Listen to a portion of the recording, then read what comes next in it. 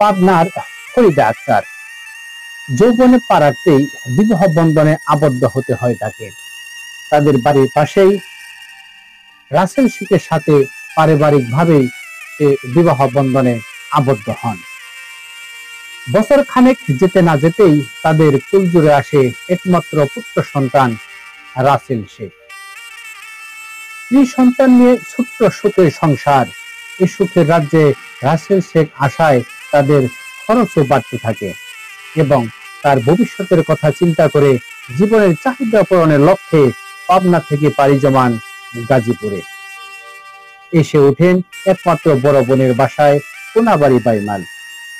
শহীদের বাবা অনেক আগেই মারা যান, তাই তার বৃদ্ধ মাকে সাথে নিয়েই গাজীপুরে পাড়ি জমান। বোনের সাথে তারা স্বামী স্ত্রী দুজনেই চাকরি করেন। ডিফেন্সি গার্মেন্টস শিল্পকলা কারখানায় দুজনে চাকরি করতে থাকেন দিনের পর দিন। দুজনের ইনকামে খুব সুন্দর ও সচ্ছলতার সাথেই চলছিল তাদের সুখময় সংসার। আর এদিকে হৃদয় শেখের দেখাশোনার দায়ভার পড়ে তার নানির উপর। নানির হাতেই হৃদয় শেখের বেড়ে ওঠা। দিন পেরিয়ে মাস, মাস পেরিয়ে বছর, হৃদয় শেখ এখন বাইমাল স্কুলে পড়াশোনা করে। কিন্তু হৃদয় জীবনের সুখ বেশি দিন পুষ মানল না। তার স্বামী রাসেল শেখ পুনরায় আরেকটি বিয়ে করে ফেলেন। শুরু হলো ফরিদার জীবনে কালবৈশাখীর ঝড়। সন্তান আর বৃদ্ধ মাকে নিয়ে ফরিদার এক নতুন পথ চলা শুরু হয়।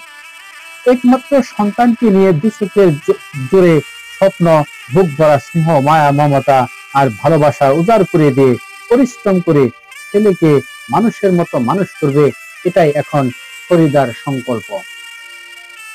তবে রাসেল শেখ অন্যকে বিয়ে করলেও পরবর্তীতে নিজের ভুল বুঝতে পেরে স্বামী স্ত্রীর প্রতি সে সহনশীল এবং শ্রদ্ধাশীল হন।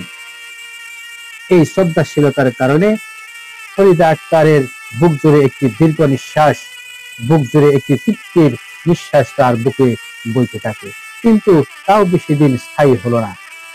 ছেলে বাইমাল স্কুল থেকে এসএসসি পাশ করার পর আরিফ কলেজে পড়াশোনা শুরু করে। সেখানে যখন সে ইন্টারমিডিয়েট পরীক্ষা দিবে, সেই পরীক্ষার ফাইনালি পরীক্ষার সময় ইংরেজি প্রথম পত্রের পরীক্ষায় তার বাবা স্ট্রোক করেন।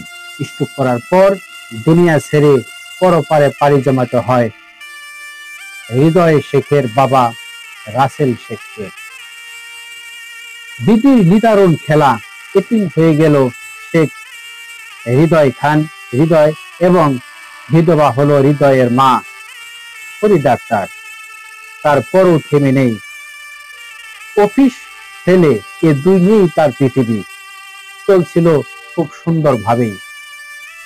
সব দুঃখ বেদনা ভুলে গিয়ে ছেলেকে বুকে নিয়ে সে দিন পার করতেছিল।